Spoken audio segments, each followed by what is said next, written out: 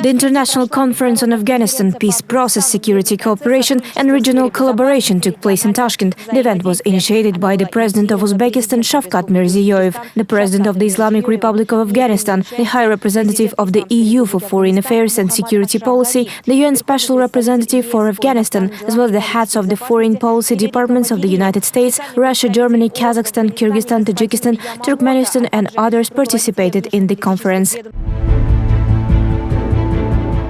Ms. Federica Mogherini, it's an honor for us to have an interview with you. So the first question is regarding the Tashkent Conference on Afghanistan.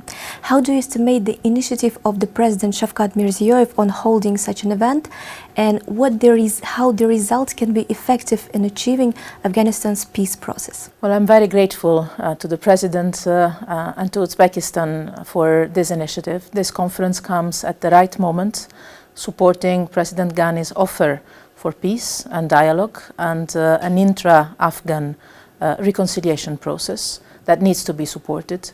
And the positive element, one of the many positive elements of this conference today is the fact that it gathers all the relevant players of the region and of the international community. I believe that we need to follow this path. The European Union and Uzbekistan are fully together in these efforts. Leaving space for the Afghan leadership to conduct their own peace and reconciliation process, but also gathering the regional and international support to this work. We are here together in this, and we are here as the European Union to support the Uzbekistan approach to the conflict in Afghanistan that needs to end. This would also be very beneficial for the region. In this regard, what will be the involvement of the European Union contribution towards the results which have been agreed during the conference? The European Union is already the first donor for Afghanistan to the benefit of the people. We are also the first partner for the region of Central Asia. And we have decided together today to work even further on this track. The European Union can support many different projects that create connectivity in the region, and I know that the President has discussed many of them also with President Ghani. We will look at all ways in which we can support these projects, being it on transport or energy. And also we will continue to support our Afghan friends in this framework on the reconciliation and the peace process. So the European Union support is full, and my gratitude to Uzbekistan is enormous, because this initiative at the right time can be a real game changer. So thank you very much. And the next question. Under the leadership of President Shavkat Mirziyoyev, there has been new dynamics in Central Asian region as well. So the mutual cooperation and the foreign policy of Uzbekistan has been also changed. So how these dynamics can be reflected in the new European Union strategy on Central Asia, which will be adopted in the next year? You know, I was thinking today, being here in this beautiful city, this is the only country I visited twice in the last 6 months. I was in Samarkand in November, and today I'm here. And this is a strong signal of commitment from the European Union side to Uzbekistan bilaterally, but also to Central Asia as a whole. Yesterday we had a very good, fruitful and constructive meeting with the foreign ministers of all the 5 countries of the region.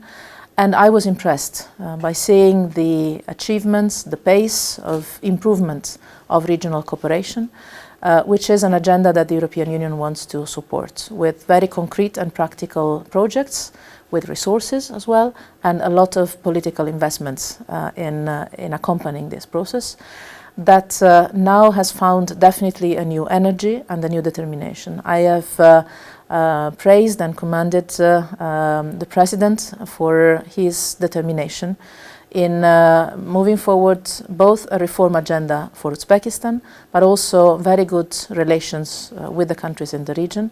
And I'm very much encouraged by the sense of direction of this work. And how do you see the role of Uzbekistan in this new Central Asian dynamics? Well, Uzbekistan, for the size of the country and the number of population, obviously has a central role to play. And we see that it is playing this role at full. We in the European Union are ready to support Uzbekistan bilaterally, especially on its reforms program, being it economic or governance, and also in this new outreach to the region. And indeed, especially in the global challenging times we are living, to see positive regional developments, positive engagement, good cooperation coming, problems that are being resolved through dialogue and cooperation is an encouraging signal, and we definitely want to see this. And this is also why the European Union new strategy on Central Asia will reflect this new level of engagement from the European Union perspective to Central Asia and bilaterally to each of the 5 countries. Thank you very much. And the last question is personal one. We know that you're a woman leader on a very top position, and you've been involved in very tough political negotiations which were very successful. What was always the driving force that made you achieve this great success? First of all, thank you. I'm honored by hearing your views. I believe, many times I'm accused of being too optimistic and even naive. I think the driving force is believing that a good result is always possible, even in difficult circumstances, and we are facing many difficult circumstances. One way out, one positive result, one common ground is always possible to be found if one has the patience and the perseverance to work on that. And this is what guides me. I believe that a solution, and possibly a win-win solution, is always possible. Bad things don't need our energy to happen. Good things require a lot of work and energy, and that is what I believe collectively we need to do. Work for solutions and positive outcomes. Thank you very much. Thank you.